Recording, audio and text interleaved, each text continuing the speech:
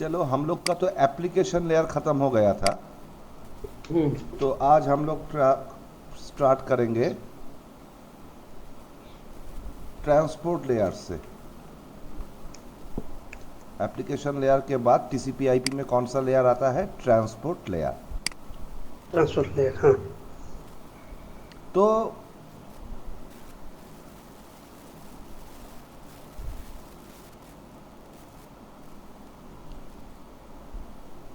ये transport layer बहुत सारे सर्विस प्रोवाइड करते हैं, और हर एक सर्विस के बारे में हम लोग एक एक करके इन डिटेल्स जानेंगे। क्या क्या सर्विस है? Segmentation,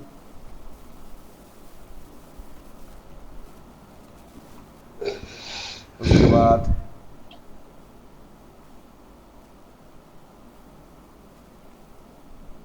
multiplexing, error recovery,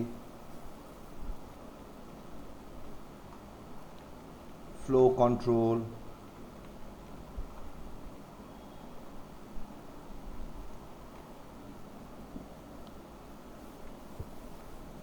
connection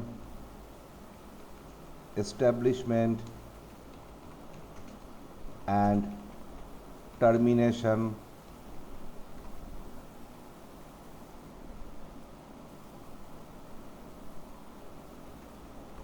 ordered data transfer and sequencing।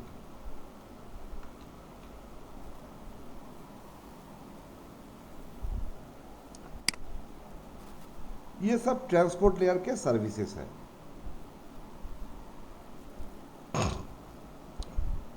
ये सारे सर्विस कौन प्रोवाइड करता है? Transport layer.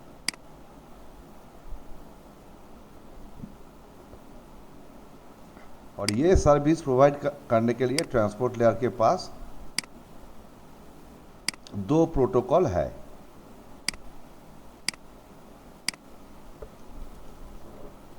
एक है टीसीपी और एक है यूडीपी। टीसीपी मतलब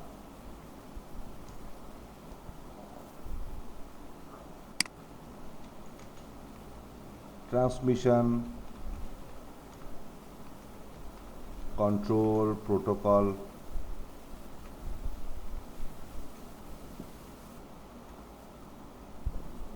और यूडीपी मतलब user datagram protocol.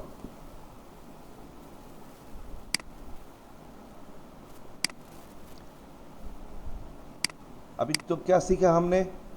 Application layer के बाद टीसीपी आईपी मॉडल में ट्रांसपोर्ट लेयर आता है। Segmentation, multiplexing, error recovery, flow control, connection establishment and termination, order data transfer, ये सारे सर्विसेज ट्रांसपोर्ट लेयर प्रोवाइड करता है। और इसके लिए इसके पास दो प्रोटोकॉल है। एक है टीसीपी मतलब ट्रांसमिशन कंट्रोल प्रोटोकॉल, और एक है यूडीपी मतलब यूज़र डेटाग्राम प्रोटोकॉल।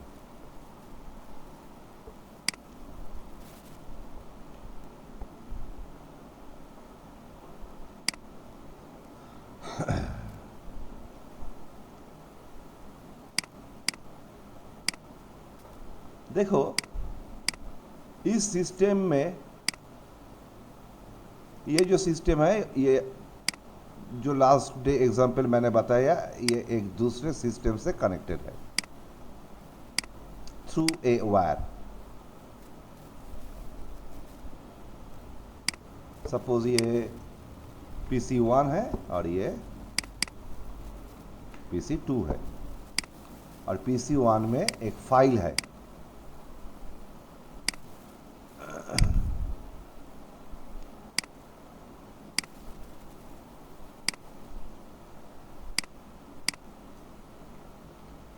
फाइल 1, और इसके साइज है सपोज 1 GB। 1 GB का एक फाइल है।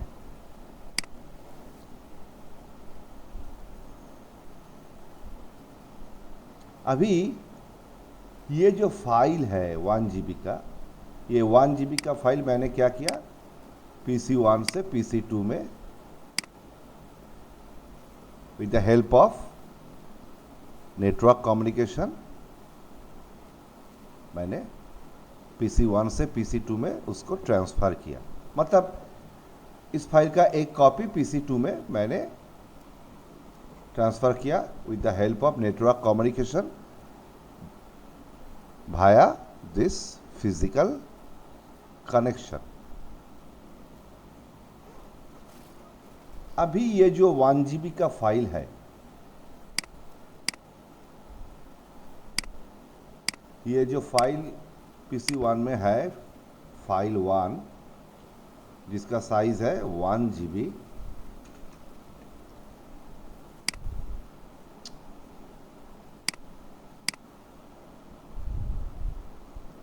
ये क्या एट ए टाइम ट्रांसफर हो गया? पूरा 1 GB का एक फाइल एट ए टाइम ट्रांसफर हो गया PC2 में? नहीं, ये एट ए टाइम ट्रांसफर नहीं हुआ। ट्रांसपोर्ट लेयर ने क्या किया, इस 1 GB फाइल को बहुत सारे छोटे छोटे पार्ट में डिवाइड किया।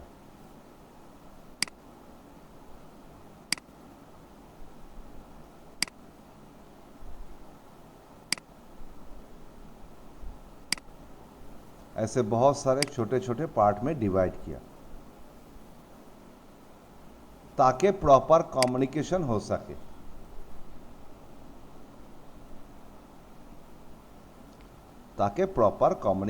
सके।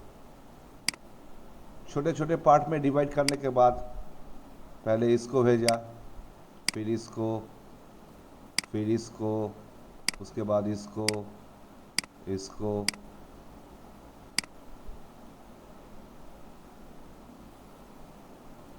ऐसे पूरा फाइल ट्रांसफर हुआ। मतलब देखो, लार्ज डेटा को छोटे छोटे यूनिट में डिवाइड करने का जो प्रोसेस है उसको कहता है सेगमेंटेशन। 1 GB का फाइल था, उसको छोटे छोटे यूनिट में डिवाइड किया गया, इस प्रोसेस को कहा जाता है सेगमेंटेशन। और हर एक यूनिट को कहा जाता है सेगमेंट। और ये सेगमेंटेशन किस लेयर का रेस्पॉन्सिबिलिटी है? ट्रांसपोर्ट लेयर का रेस्पॉन्सिबिलिटी है। लार्ज फाइल को छोटे छोटे यूनिट में क्यों डिवाइड किया जाता है? ताकि प्रॉपर कम्युनिकेशन हो सके, ताकि कम्युनिकेशन में कोई प्रॉब्लम ना रहे।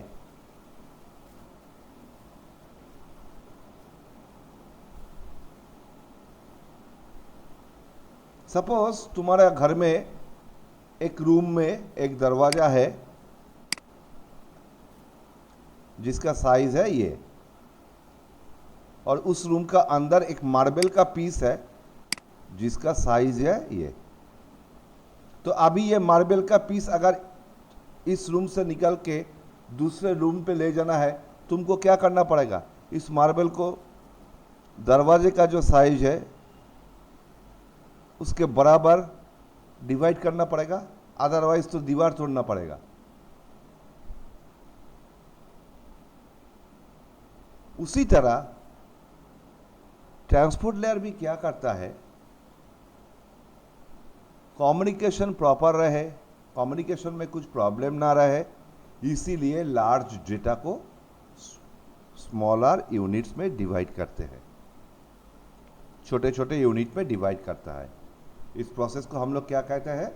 सेगमेंटेशन। तो सेगमेंटेशन किस लेयर का रिस्पॉन्सिबिलिटी है? ट्रांसपोर्ट लेयर का रिस्पॉन्सिबिलिटी है।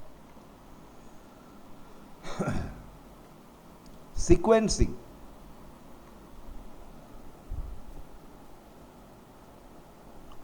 सीक्वेंसिंग मतलब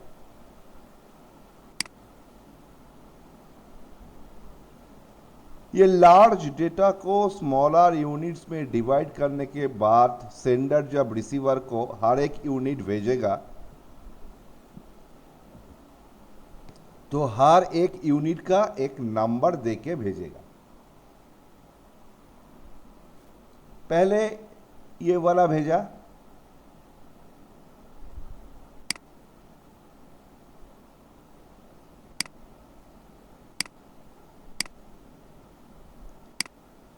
तो उस यूनिट का नंबर दे दिया 1।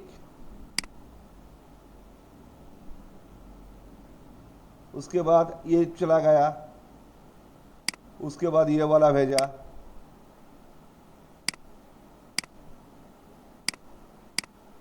उस यूनिट का नंबर क्या दिया 2। ये गया, ये गया, इसके बाद इसको भेजेगा, उस यूनिट का नंबर देगा 3। ऐसे ये लास्ट यूनिट जब भेजेगा तो इसका नंबर क्या देगा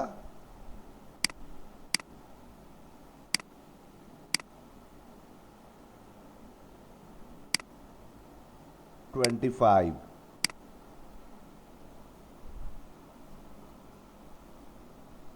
क्योंकि ये लार्ज डेटा को 25 स्मॉलर यूनिट्स में ट्रांसपोर्ट लेयर ने सेगमेंट डिवाइड किया है।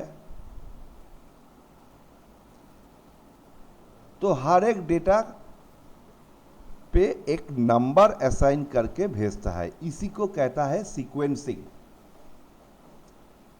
लेकिन बात यह है कि सीक्वेंसिंग की क्या जरूरत है, क्यों सीक्वेंसिंग करना चाहिए।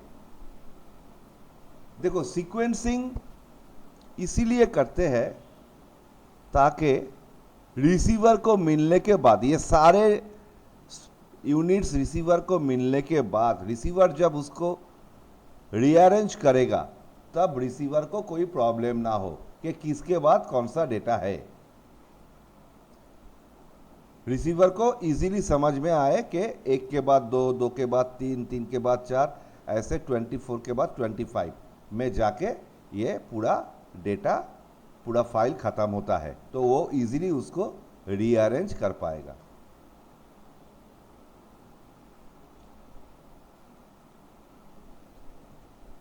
इस सर्विस को कहता है सीक्वेंसिंग। लेकिन मैंने सीक्वेंसिंग के पहले टीसीपी लिखा है, और हम लोगों ने अभी पढ़ के आए हैं कि 2 प्रोटोकॉल है ट्रांसपोर्ट लेयर पे, एक है टीसीपी और एक है यूडीपी। मैंने सीक्वेंसिंग के पहले क्या लिखा है, टीसीपी सीक्वेंसिंग। मैंने यूडीपी सीक्वेंसिंग नहीं लिखा है। क्यों? क्योंकि ट्रांसपोर्ट लेयर पे जब टीसीपी यूज होता है तब भी जाके सीक्वेंसिंग होता है, यूडीपी जब यूज होता है तब सीक्वेंसिंग नहीं होता है। ट्रांसपोर्ट लेयर के जितने सारे सर्विसेज के बारे में हम लोगों ने पढ़ा है अभी अभी, segmentation, sequencing, order data transfer, error recovery,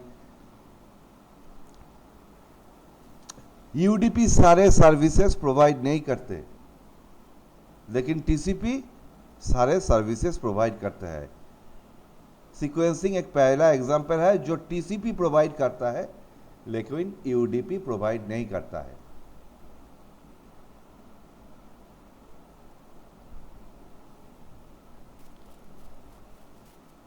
TCP में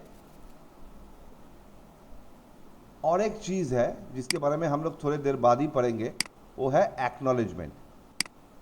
जब सेंडर से रिसीवर को डेटा रिसीव होता है तो रिसीवर क्या करता है, एक्नॉलेजमेंट भेजता है सेंडर को कि मुझे तुम्हारा डेटा रिसीव हो चुका है।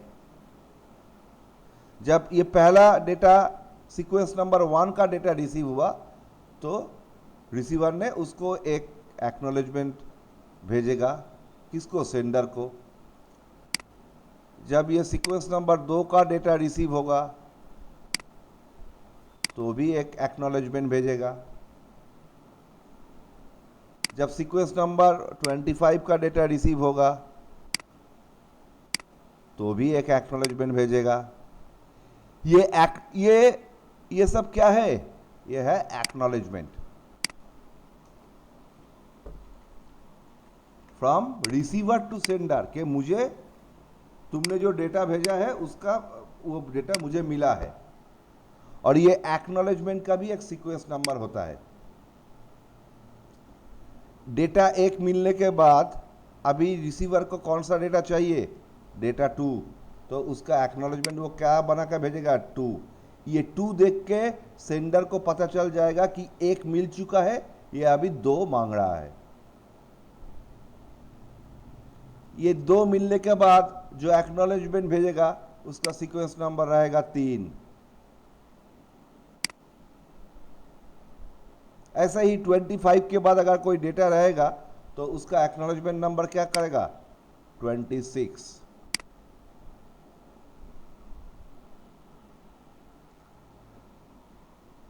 मतलब सेंडर जब भेजता है तब भी सीक्वेंस नंबर देके भेजता है, और रिसीवर डेटा मिलने के बाद जो एक्नॉलेजमेंट भेजता है वो भी सीक्वेंस नंबर देके ही भेजता है।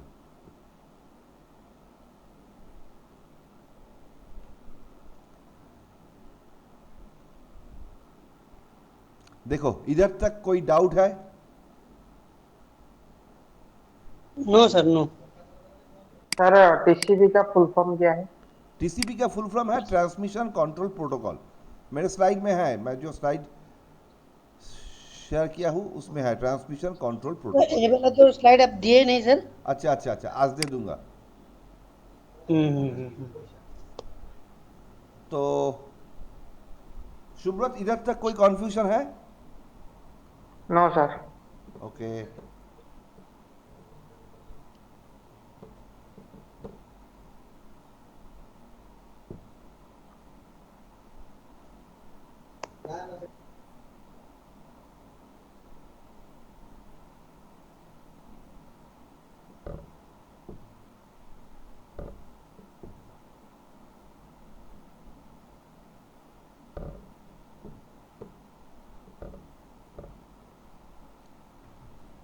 अभी नेक्स्ट जो ट्रांसपोर्ट लेयर के सर्विस के बारे में हम लोग पढ़ेंगे वो है transport layer multiplexing. Transport layer multiplexing.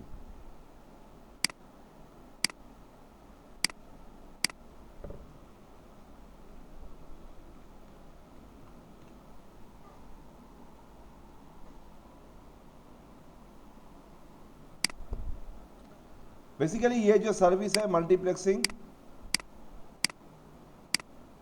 ये टीसीपी एंड यूडीपी दोनों ही प्रोवाइड करता है।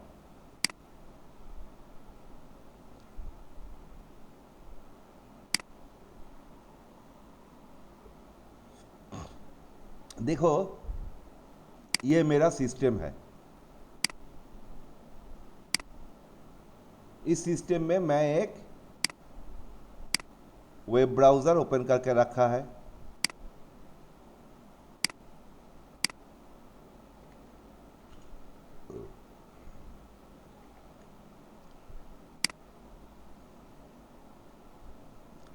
और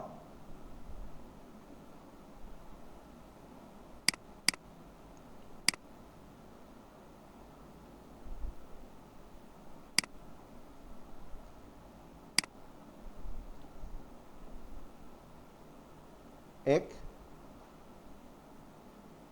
फाइल मैं फाइल सर्वर से डाउनलोड कर रहा हूं।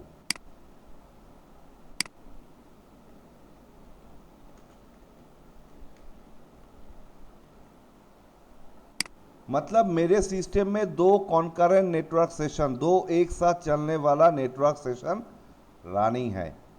मैं वेब ब्राउज़र ओपन करके गूगल के पेज में कुछ सर्च कर रहा हूं और मैं एक फाइल सर्वर से कुछ डाउनलोड कर रहा हूं। 2 नेटवर्क सेशन एक ही साथ चल रहा है मेरे सिस्टम में।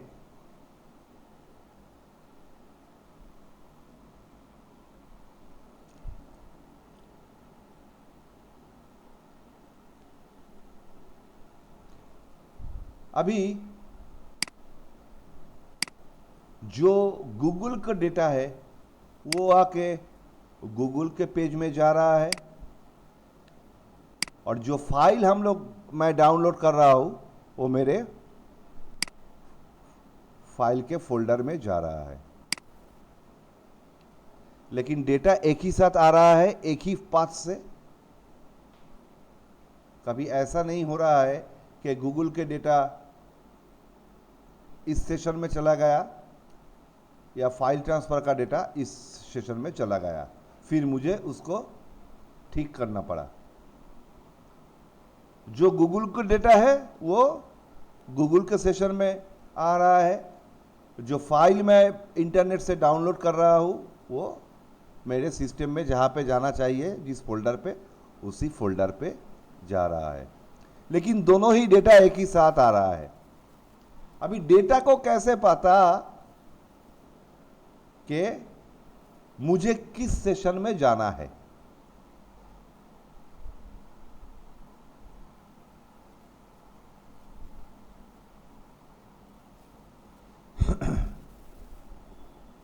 डेटा को कैसे पता चलेगा?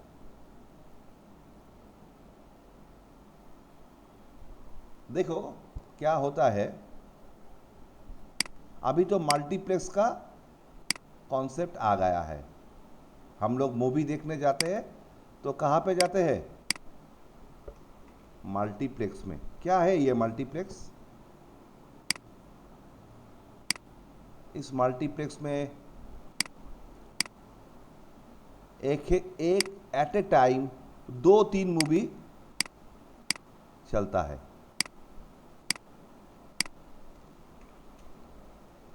मूवी 1 ये स्क्रीन 1 पे चल रहा है,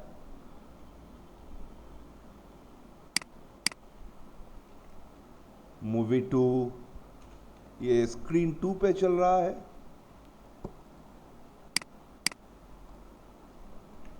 और मूवी 3 ये स्क्रीन 3 पे चल रहा है। अभी मुझे मूवी 2 देखना है, तो मैंने काउंटर से टिकट खरीदा, उसके बाद एंट्री लिया, और जो गाइड है उस गाइड ने क्या किया, टिकट देख के मुझे कहां पे घुसा दिया? ये वाला स्क्रीन पे। मतलब उस टिकट में कुछ मेंशन है जिससे उस लाइटमैन का हो या गाइड का हो, उसको पता चलेगा कि मैं मूवी 2 का टिकट खरीदा है। उसने मेरा एंट्री कहां पे कर दिया? स्क्रीन 2 पे।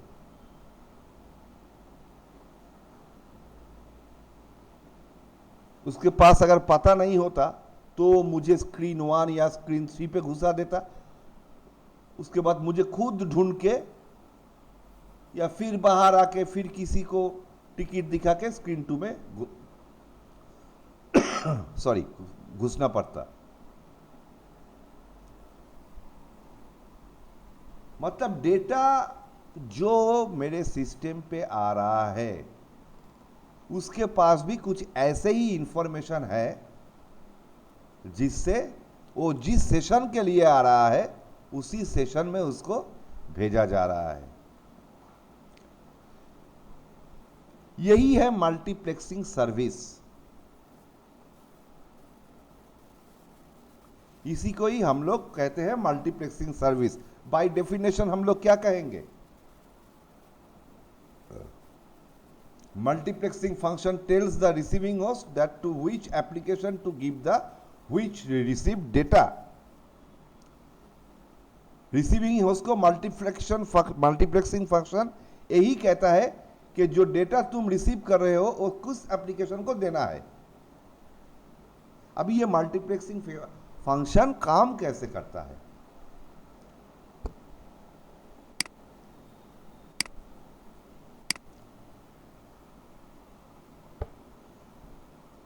कुछ इंफॉर्मेशन है, source and destination IP,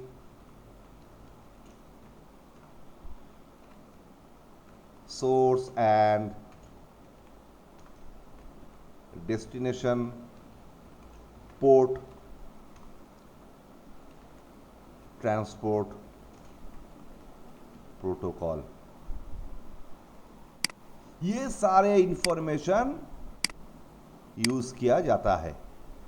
actually ये तीन इंफॉर्मेशन मिला के एक सॉकेट बनाया जाता है।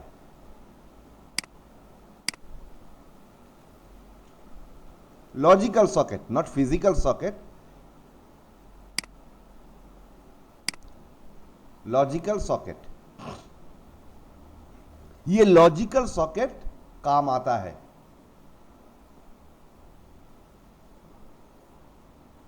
मल्टीप्लेक्सिंग फंक्शन के टाइम पे। देखो ट्रांसपोर्ट प्रोटोकॉल क्या हो सकता है? ट्रांसपोर्ट प्रोटोकॉल हो सकता है या तो टीसीपी और यूडीपी।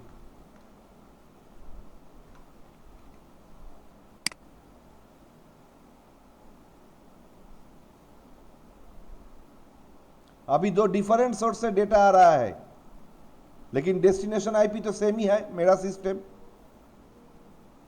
सपोज मेरा इस सिस्टम का आईपी है 192.168.10.10।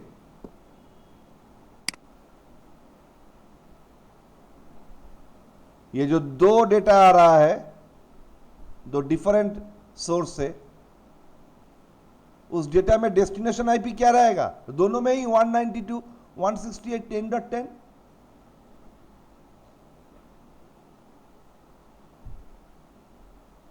अभी ये सोर्स और डेस्टिनेशन पोर्ट क्या है?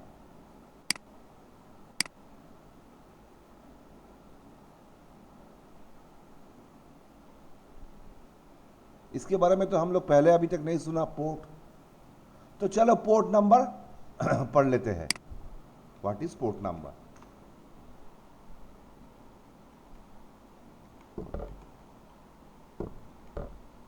तो देखते हैं टीसीपी एंड यूडीपी और देखते हैं ट्रांसपोर्ट लेयर पोर्ट्स।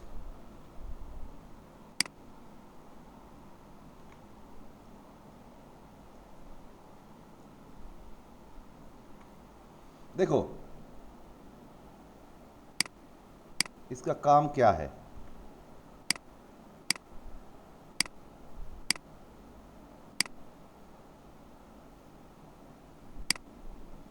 जब भी हम लोग कोई नेटवर्क सेशन स्टार्ट करते हैं हमारे सिस्टम में,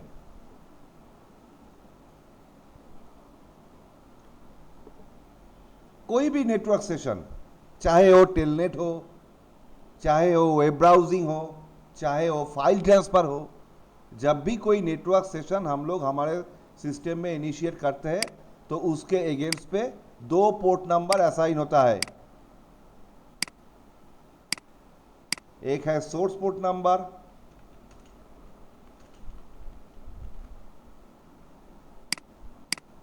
और एक है डेस्टिनेशन पोर्ट नंबर।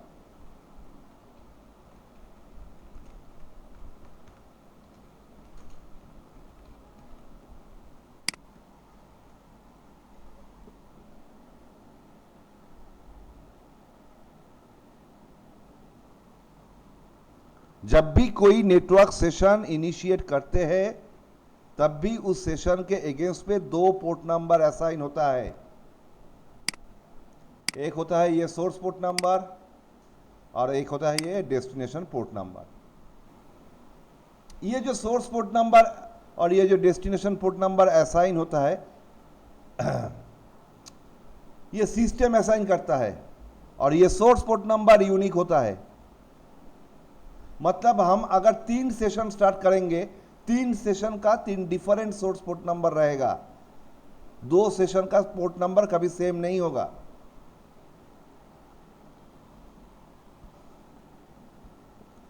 दो डिफरेंट कॉन्करेंट रनिंग सेशन का पोर्ट नंबर कभी भी सेम नहीं होगा।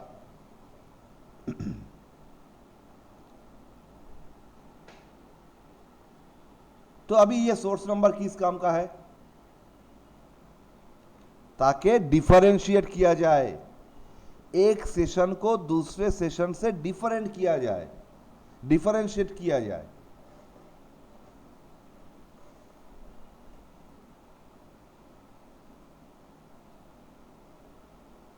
अभी तक मैंने डेस्टिनेशन पोर्ट नंबर के बारे में बताया नहीं, मैं बताऊंगा।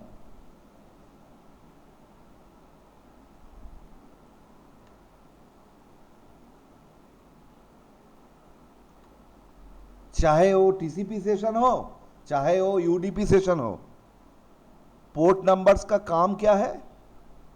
सेशन को एक दूसरे के साथ डिफरेंशिएट किया जाए,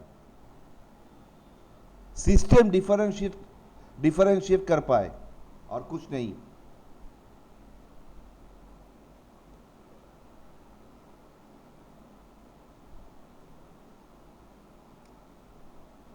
और ये पोर्ट नंबर का रेंज क्या है?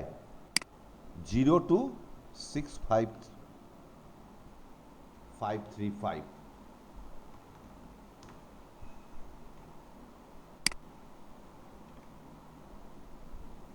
0265535। सर इसको नहीं समझ पाए, मतलब ये पोर्ट नंबर का जो रेंज है, हाँ हाँ हाँ। पोर्ट नंबर 0 से शुरू होता है, 65535 तक हो सकता है। अच्छा अच्छा, ओके ओके।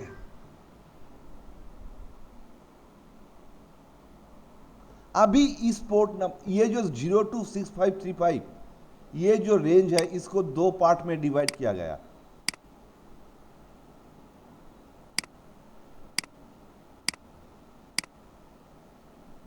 एक है वेल नोन,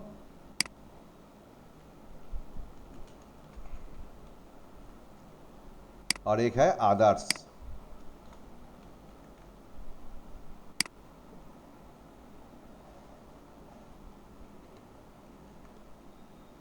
वेल नोन मतलब 021023,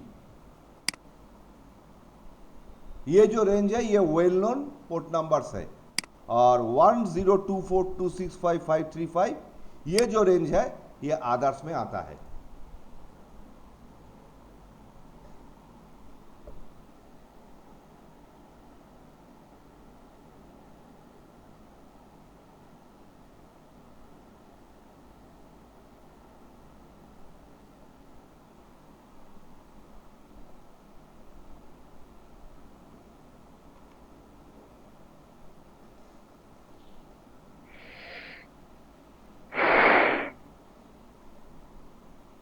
एक्चुअली ये सर्विस को डिफाइन करता है।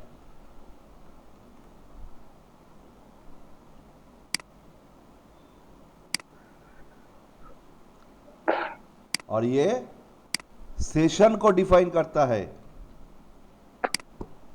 मतलब ये आदर्श का रेंज कहां पे यूज होगा? सोर्स पोर्ट नंबर पे। और ये well known destination port number पे। सपोज तुमने एक HTTPS सेशन ओपन किया,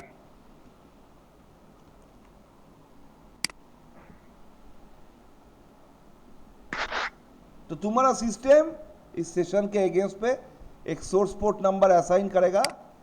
किस रेंज से? इस रेंज से। सपोज उसने असाइन किया 5000। और HTTPS क्या है? एक वेल नोन सर्विस है। HTTPS एक प्रोटोकॉल है जो एक वेल नोन सर्विस प्रोवाइड करता है। उसका पोर्ट नंबर क्या है? 443, जो आने वाले टाइम में हम लोग पढ़ेंगे। तो डेस्टिनेशन पोर्ट नंबर में क्या डिफाइन होता है? सर्विस।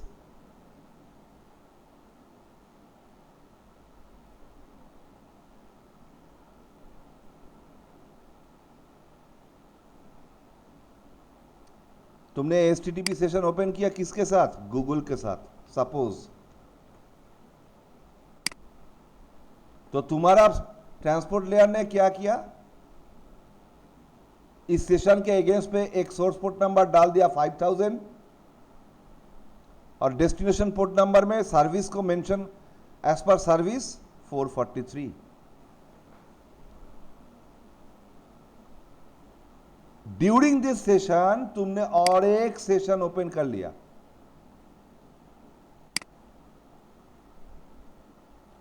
और एक HTTPS सेशन ओपन किया,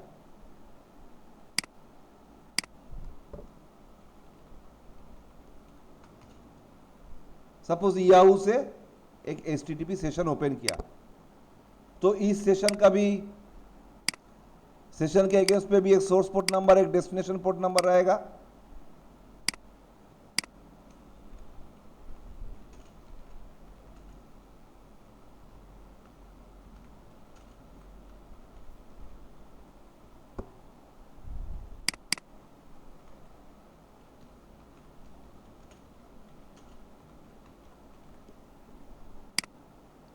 ये सेशन जब ओपन किया तुमने, तो तुम्हारा सिस्टम ने क्या किया, इसका सोर्स पोर्ट नंबर कुछ डिफरेंट असाइन करेगा 5000 से।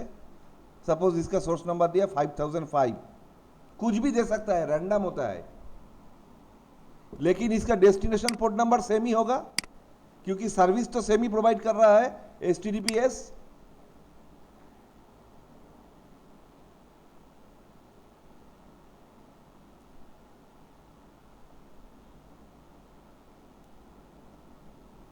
अभी ये सेशन गूगल से चल रहा है, ये सेशन याहू से चल रहा है।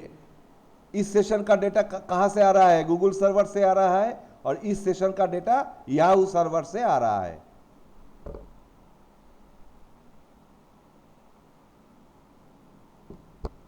सपोज ये है गूगल सर्वर और ये है याहू सर्वर।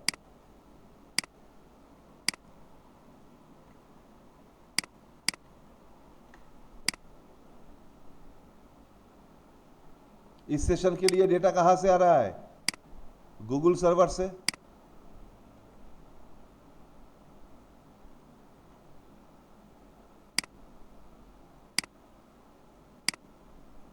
और इस सेशन के लिए डेटा कहां से आ रहा है, याहू सर्वर से।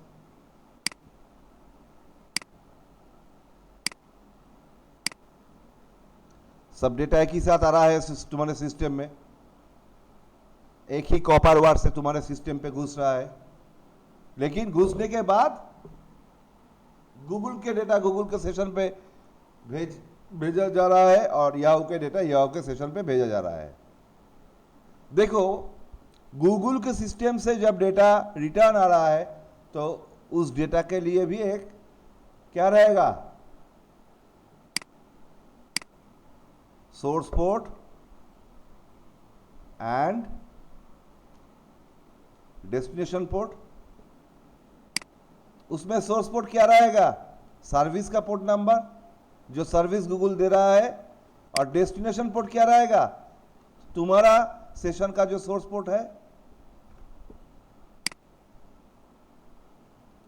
और यहां पे भी एक सोर्स पोर्ट और डेस्टिनेशन पोर्ट रहेगा। इसमें भी सर्विस और डेस्टिनेशन पोर्ट क्या रहेगा, 5005।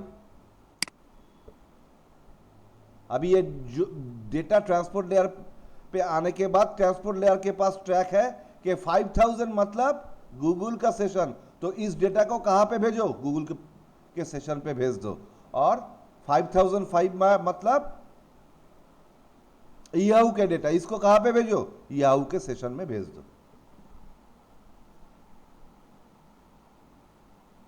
तो ऐसे डिफरेंशिएट हो जाता है, ऐसे ही मल्टीप्लेक्सिंग होता है।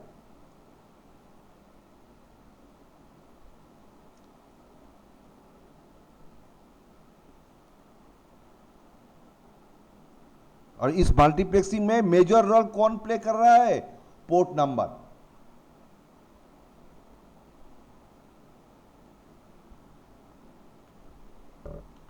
थोड़ा बहुत पोर्ट नंबर हम लोग को याद रखना है, आगे जाके बहुत सारे पोर्ट नंबर आ जाएगा दिमाग में। जैसे FTP का 2 पोर्ट नंबर है, देखो इधर कैसे मैंने मेंशन किया, FTP का 2 पोर्ट नंबर है, एक डेटा के लिए, एक कंट्रोल के लिए।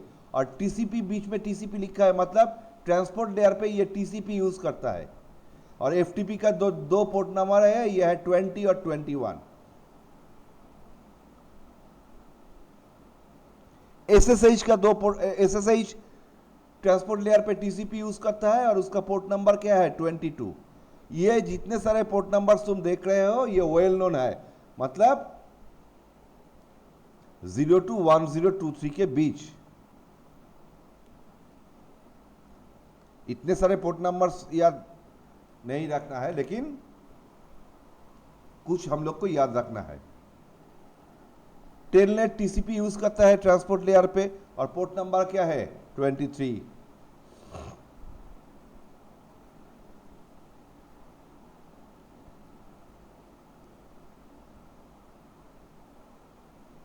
टीएफटीपी यूडीपी यूज करता है और पोर्ट नंबर है 69।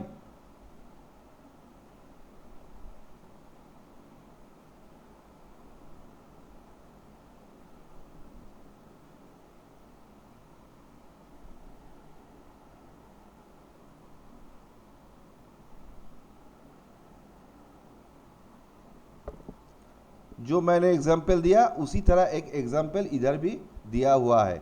मैं स्लाइड शेयर करूंगा तो और भी क्लियर हो जाएगा।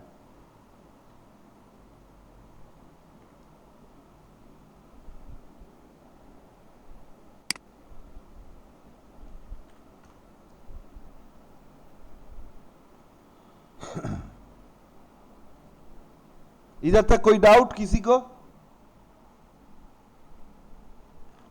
No sir, no doubt.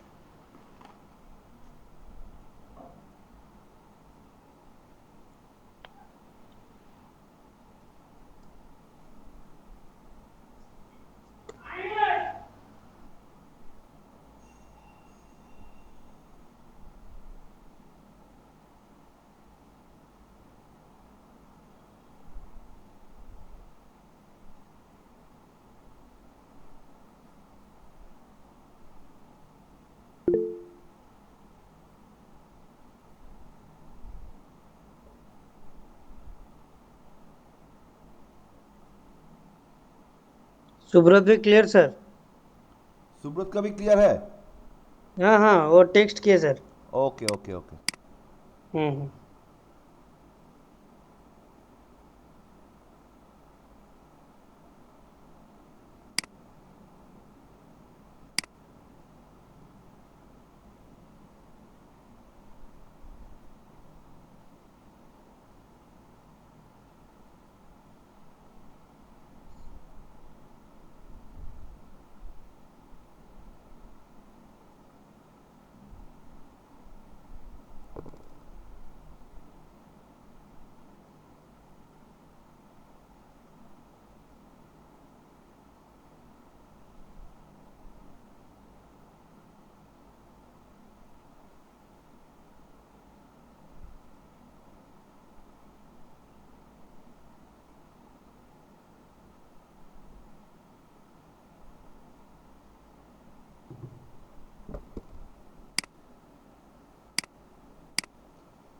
अभी हम लोग क्या देखेंगे?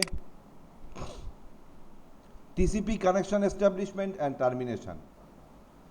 सर्विस क्या है? Connection establishment and termination. और ये सर्विस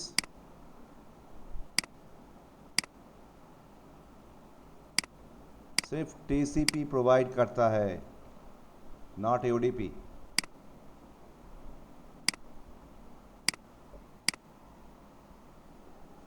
क्या है ये सर्विस? क्या है? What is connection establishment and what is termination?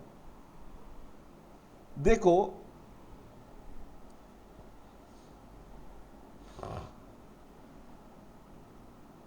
अभी मुझे सपोज राज से कुछ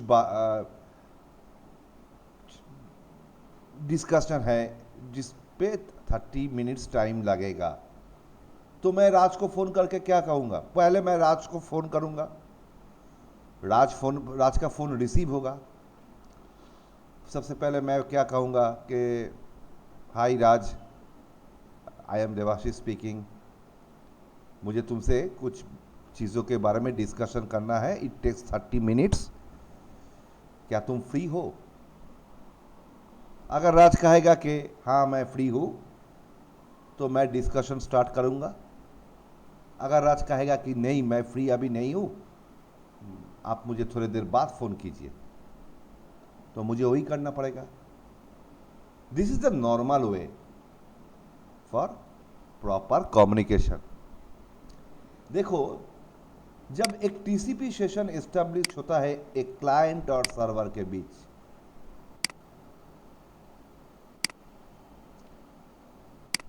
यह है क्लाइंट और यह है सर्वर।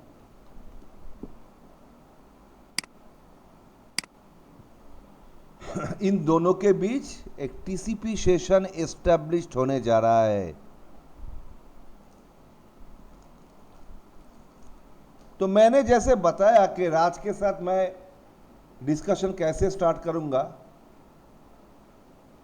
कुछ उसी तरह एक मेथड फॉलो किया जाता है। अभी मुझे 30 मिनट्स का डिस्कशन है राज से, मैं राज को फ़ोन करूंगा, फ़ोन रिसीव होगा और मैं 30 मिनट्स यूज़ करके पूरा डिस्कशन ख़त्म कर दूंगा। मुझे मालूम ही नहीं फ़ोन किसने रिसीव किया, किसने सुना, क्योंकि मुझे इन्फॉर्मेशन भेजना था, मैंने भेज दिया। अभी वो इन्फॉर्मेशन राज को मिले या ना मिले मुझे परवाह नहीं। लेकिन नहीं, जब इस क्लाइंट और सर्वर के बीच एक टीसीपी सेशन एस्टैब्लिश होता है, उसी तरह कुछ मेथड फॉलो किया जाता है। तो क्लाइंट एक सीन मैसेज भेजता है,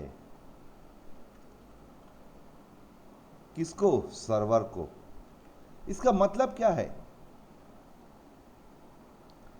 मतलब I want to establish a TCP session with you. मुझे तुमसे एक टीसीपी सेशन एस्टैब्लिश करना है। Are you ready?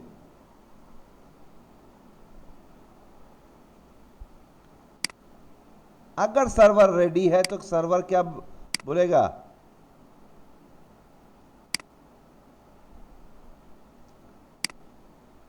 सर्वर भी एक सीन मैसेज भेजेगा, उसके साथ एक एक्नॉलेजमेंट भी भेजेगा। सर्वर अगर रेडी है तो एक सीन मैसेज भेजेगा और उसके साथ एक एक्नॉलेजमेंट भी भेजेगा। एक्नॉलेज किसके लिए? कि मुझे तुम्हारा सीन मैसेज मिला है। मैंने थोड़ी देर पहले ही बताया कि टीसीपी में एक्नॉलेजमेंट का एक रूल्स है, एक रीति है।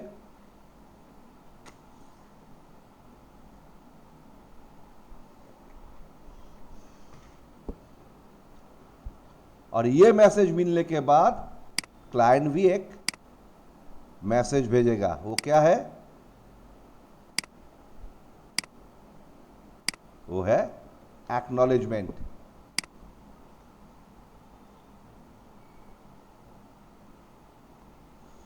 मतलब हाँ, मुझे तुम्हारा सीन और एक्ट जो तुमने भेजा है वो मिला है। ये 3 मैसेज एक्सचेंज होने के बाद एक्चुअल सेशन स्टार्ट होगा। चाहे वो जो भी टीसीपी सेशन हो, सबसे पहले ये 3 मैसेज एक्सचेंज होगा। चाहे वो एफटीपी हो, टेलनेट हो, एसएसएच हो, जो भी हो, किसी भी टीसीपी सेशन से पहले ये 3 मैसेज एक्सचेंज होगा between the client and the server. तब जाके वो सेशन स्टार्ट होगा।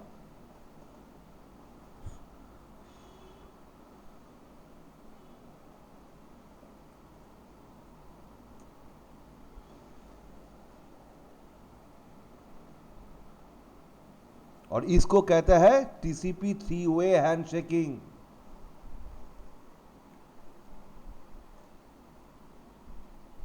TCP 3 way handshaking for connection establishment. TCP पहले कनेक्शन एस्टेब्लिश करता है, फिर डेटा ट्रांसफर करता है।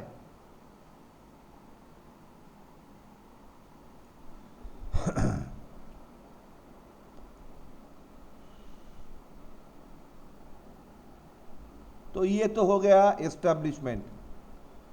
अभी टर्मिनेशन कैसे होगा? सेशन खत्म, डेटा ट्रांसफर खत्म, तो क्लाइंट क्या करेगा? एक फिन बिट भेजेगा। फिन मतलब फिनिश्ड। ये फिन बिट मिलने के बाद सर्वर से भी 2 मैसेज आएगा।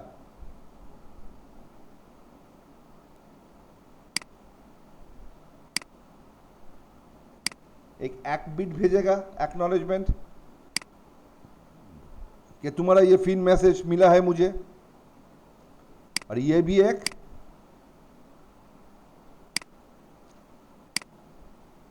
फिन बिट भेजेगा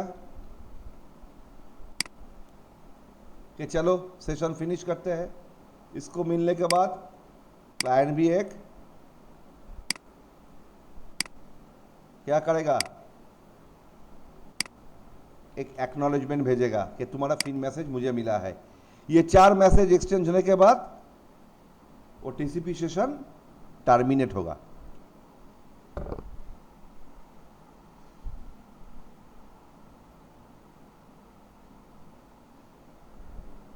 लेकिन ये जो प्रोसेस मैंने बताया ये सिर्फ टीसीपी फॉलो करता है, चाहे कनेक्शन एस्टेब्लिशमेंट के लिए हो या कनेक्शन टर्मिनेशन के लिए।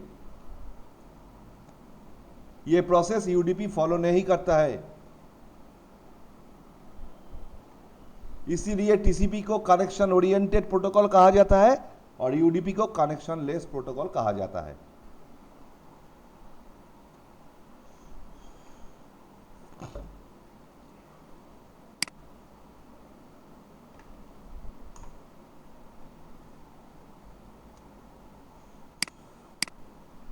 ट्रांसपोर्ट लेयर का और एक फंक्शन है फ्लो कंट्रोल,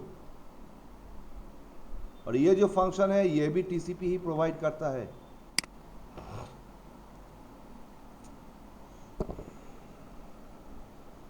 तो देखो फ्लो कंट्रोल क्या है।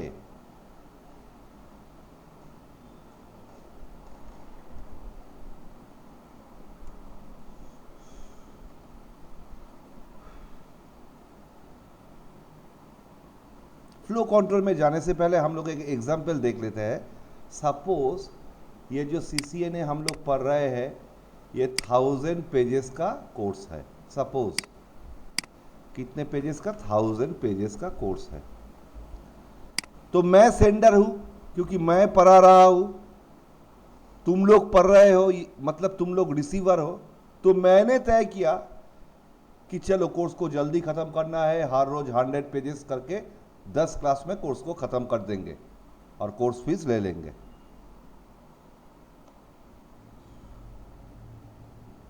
लेकिन हर रोज अगर 100 पेजेस तुम लोग को देंगे, यह भी हो सकता है कि वो 100 पेज तुम लोग पढ़ नहीं पा रहे हो।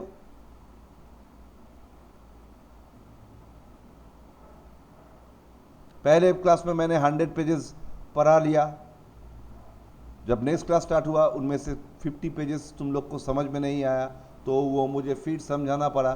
फिर 100 पेजेस मैंने दिया, फिर 75 पेजेस में प्रॉब्लम है, उसको फिर समझाना पड़ा।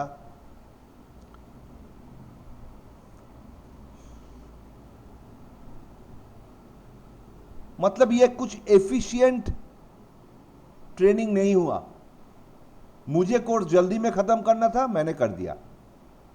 At the end of the course तुमको कुछ समझ में आया, कुछ समझ में नहीं आया।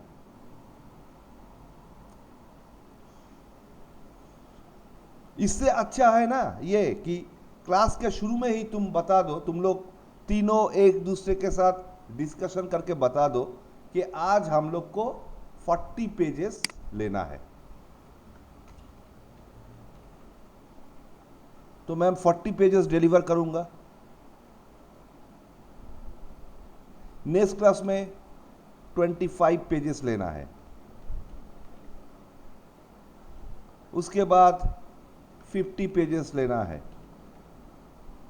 उसके बाद 35 पेजेस लेना है। ऐसे करते करते पूरा 1000 पेजेस जब कंप्लीट होगा, कोर्स भी खत्म हो जाएगा और वो कोर्स एफिशिएंटली खत्म होगा। मतलब तुम लोग उतना ही रिसीव किया है जितना तुम लोग कर पाओगे। ऐसे कुछ टॉपिक्स नहीं रहेगा जो तुम लोग को समझ में नहीं आया।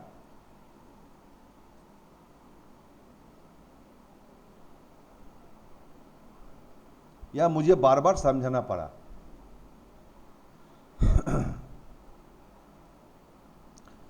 फ्लो कंट्रोल भी कुछ ऐसा ही मैकेनिज्म है।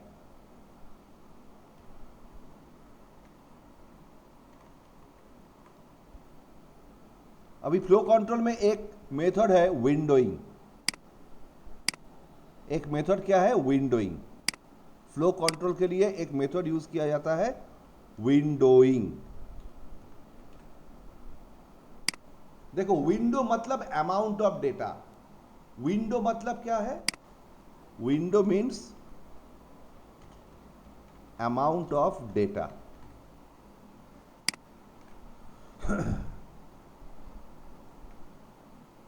ये विंडो क्या डिफाइन करता है? ये विंडो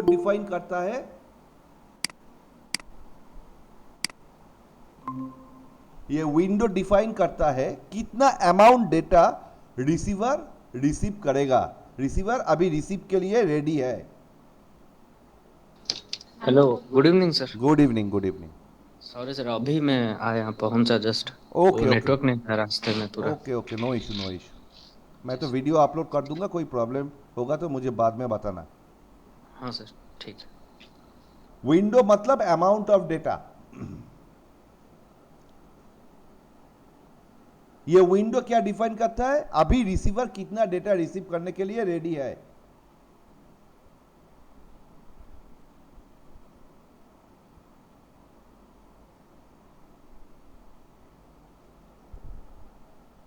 अभी ये सर्वर है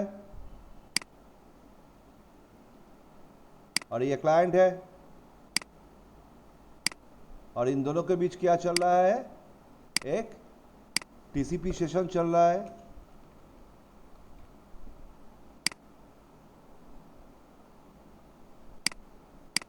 सर्वर से डेटा रिसीव कर रहा है कौन? क्लाइंट डेटा रिसीव कर रहा है।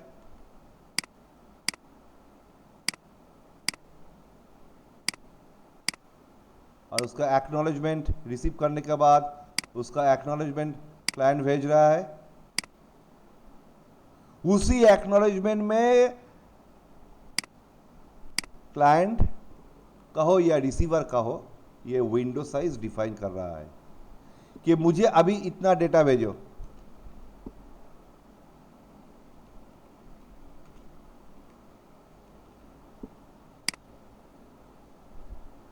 ये सेंडर है, ये रिसीवर है।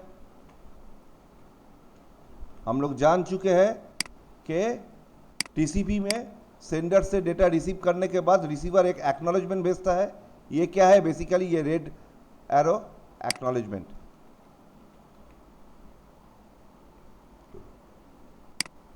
इसी एक्नॉलेजमेंट में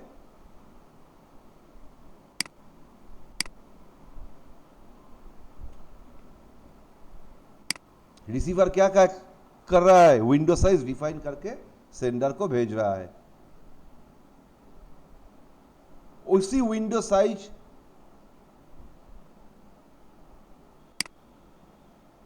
को देखने के बाद डेटा सर्वर सेंड कर रहा है। उसी साइज का डेटा सर्वर सेंड कर रहा है।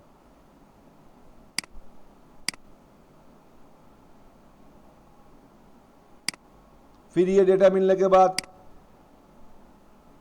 फिर एक एक्नॉलेजमेंट जाएगा।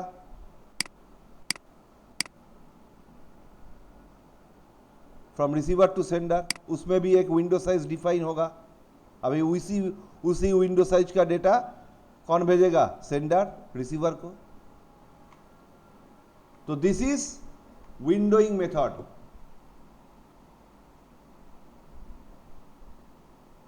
रिसीविंग होस्ट मतलब रिसीवर उसके हर एक एक्नॉलेजमेंट में सेंडर को अपना विंडो साइज डिफाइन करके भेजता है। मतलब एट दैट मोमेंट रिसीवर कितना डेटा रिसीव करने के लिए रेडी है। मतलब क्या हुआ? एक सेशन स्लो होगा या स्पीड होगा, ये डिपेंड करता है रिसीवर के ऊपर, क्योंकि विंडो साइज कौन डिफाइन कर रहा है? Receiver.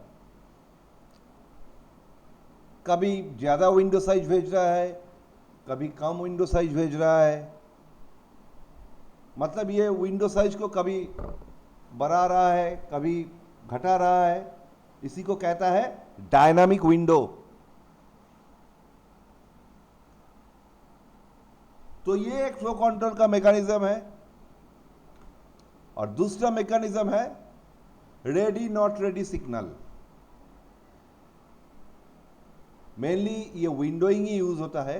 Ready not ready signal में क्या होता है, देखो सर्वर के पास एक बफर रहता है, सेंडर डेटा सेंड करता है, सर्वर का बफर जब फुल हो जाता है, बफर मतलब एक बास्केट समझो, एक झूरी समझो, जब वो बास्केट फुल हो जाएगा तो रिसीवर एक नॉट रेडी सिग्नल भेजेगा, किसको, सेंडर को, कि भाई अभी रुक जाओ, मेरा बास्केट मेरा बफर फुल हो चुका है, उसको प्रोसेस करने दो, उसको खाली करने दो, उसके बाद फिर भेजना।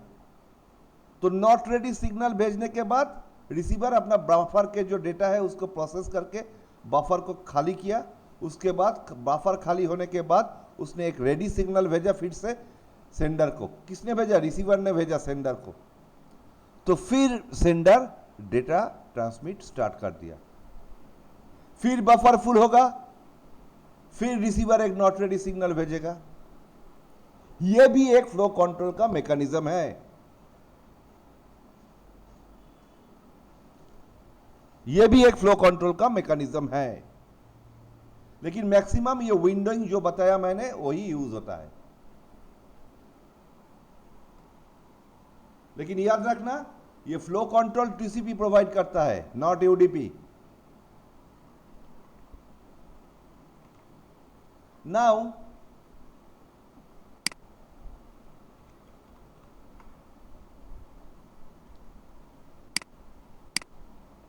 error recovery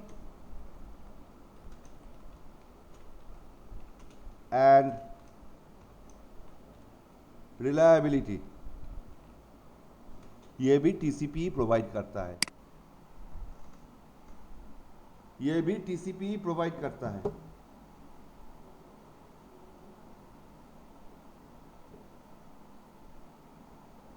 not UDP.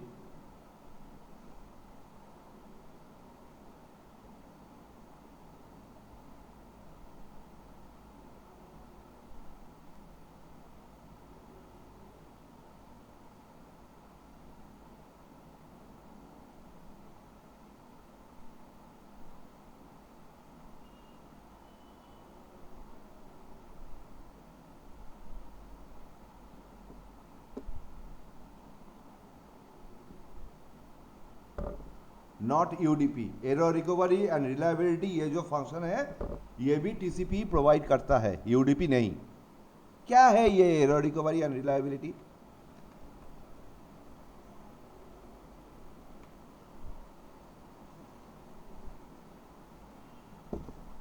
देखो टीसीपी कहता है कि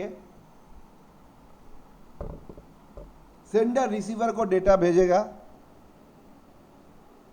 अगर रिसीवर को डेटा नहीं मिला तो फिर से सेंडर रिसीवर को डेटा भेजेगा।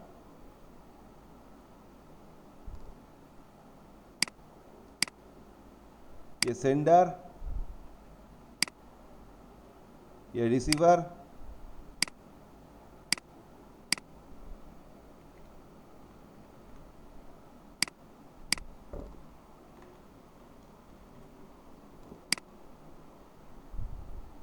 सेंडर रिसीवर को डेटा भेजा, डेटा रिसीवर ने रिसीव नहीं किया तो सेंडर ने फिर से डेटा रिसीवर को भेजा, रिसेंड किया। रिसीवर को कैसे, सेंडर को कैसे पता चलेगा कि रिसीवर को डेटा नहीं मिला?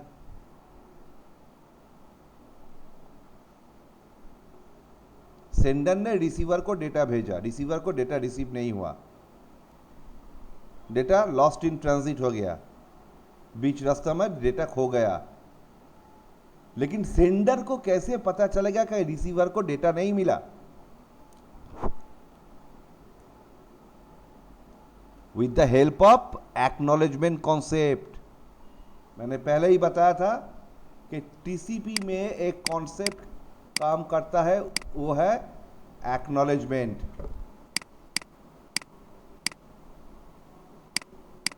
वो कॉन्सेप्ट क्या है? एक्नॉलेजमेंट।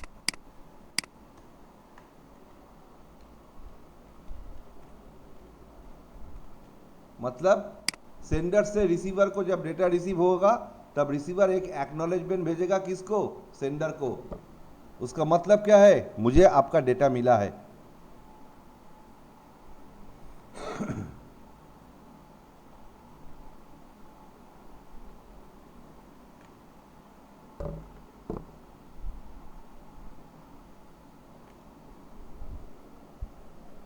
तीन डेटा भेजा, 1 2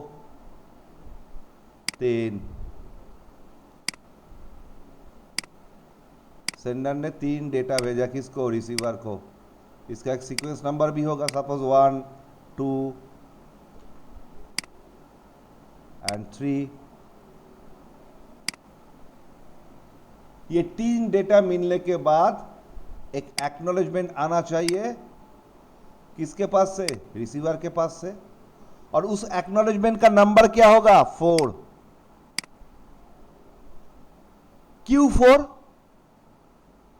4 से क्या मेंशन किया जाता है कि मुझे 1 2 3 मिल चुका है, अभी 4 से स्टार्ट करो।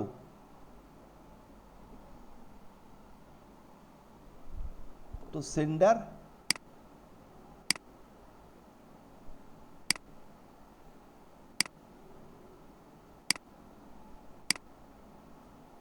ऐसे भेजेगा 4 5 एंड 6। अगर ये तीनों भी रिसीव हुआ तो रिसीवर से जो एक्नॉलेजमेंट आएगा उसका सीक्वेंस नंबर क्या रहेगा? 7। ये तो नॉर्मल प्रोसेस है जहां पे डेटा लॉस नहीं हो रहा है।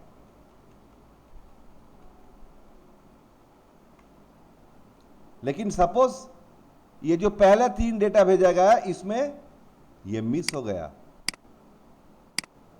1 और 3 मिला, 2 नहीं मिला, तो इधर से जो एक्नॉलेजमेंट जाएगा उसका नंबर क्या होगा? 2। तो अब सेंडर क्या करेगा?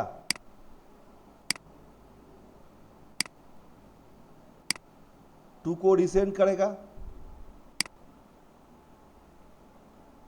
अभी अगर 2 रिसीवर को मिला तो इसके पास क्या है? 1 2 3। तो इधर से एक एक्नॉलेजमेंट फिर से आएगा,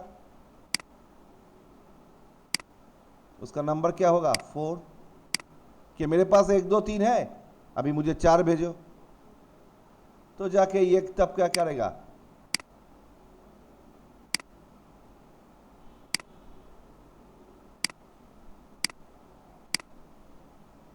फोर 5 6।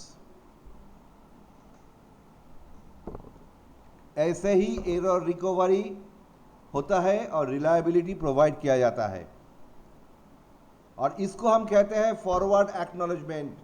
मतलब एक्नॉलेजमेंट पे मैं नहीं, मतलब एक्नॉलेजमेंट पे रिसीवर मेंशन कर रहा है उसका नेक्स्ट एक्सपेक्टेड डेटा को। 1 2 3 मिलने के बाद जो एक्नॉलेजमेंट दे रहा है उसका सीक्वेंस नंबर क्या है? 4। मतलब अभी मुझे 1 2 3 मिल चुका है, 4 से चाहिए, इसी को कहता है forward acknowledgement.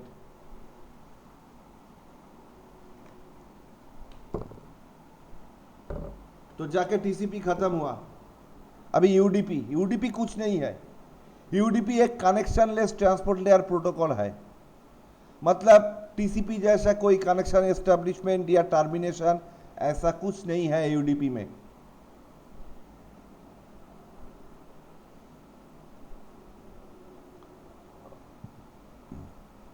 No windowing, no reliability, no reordering, nothing. Data भेजना मेरा काम है, मैं भेजूंगा चाहे वो मिले या ना मिले। UDP just transfer data, provides multiplexing using port numbers.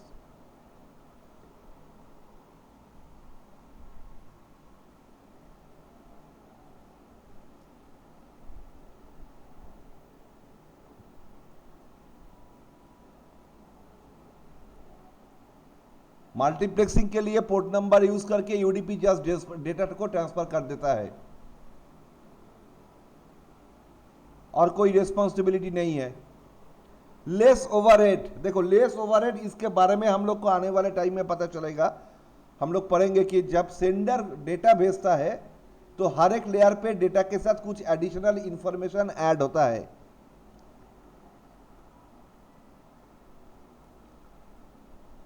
हर एक लेयर पे कुछ एडिशनल इंफॉर्मेशन ऐड होता है।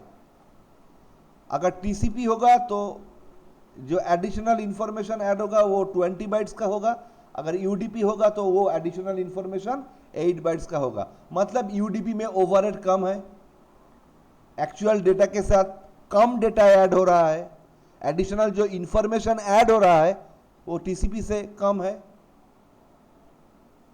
ओनली 8 बाइट्स ऐड हो रहा है यूडीपी में, उससे 2.5 गुना ज्यादा 20 बाइट्स ऐड हो रहा है टीसीपी में, तो ओवरहेड कम है। यूडीपी का जो डेटा है उसको प्रोसेस करने के लिए प्रोसेसिंग भी,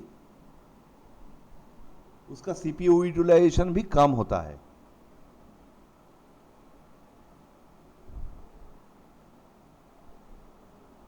सीपीयू यूटिलाइजेशन भी कम होता है। और UDP applications are loss tolerant, मतलब यूडीपी जो सेशंस है उसमें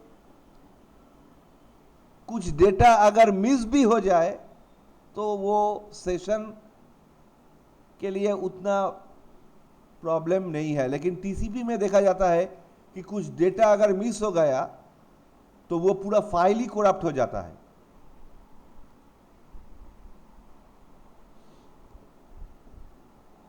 अभी यूडीपी कहां पे चलता है? वीओआईपी, वॉइस ओवर आईपी, जो हम लोग आईपी फोन यूज करते हैं उसमें हमारा वॉइस को, एनालॉग वॉइस को डिजिटलाइज करके भेजा जाता है, उसमें यूडीपी यूज होता है। डीएनएस रिक्वेस्ट में यूडीपी यूज होता है। लाइव वीडियो स्ट्रीमिंग जो हम लोग देखते हैं, ये मैचेस, क्रिकेट, फुटबॉल, ये सब, उसमें यूडीपी यूज होता है। Real time service, video chat, ये सब वगैरह में यूडीपी यूज होता है। जो जल्दी चाहिए, जो लाइव है, उसी में यूडीपी ज्यादा यूज होता है, क्योंकि टीसीपी स्लो है, यूडीपी फास्ट है। अभी टीसीपी और यूडीपी का डिफरेंस अगर तुमको पूछेगा तो क्या बताओगे? टीसीपी में ओवरहेड ज्यादा है 20 बाइट्स का। ओवरहेड के बारे में हम लोग पढ़ेंगे, एडिशनल जो इंफॉर्मेशन ऐड होता है। यूडीपी में ओवरहेड कम है 8 बाइट्स का। टीसीपी स्लो है, यूडीपी फास्ट है।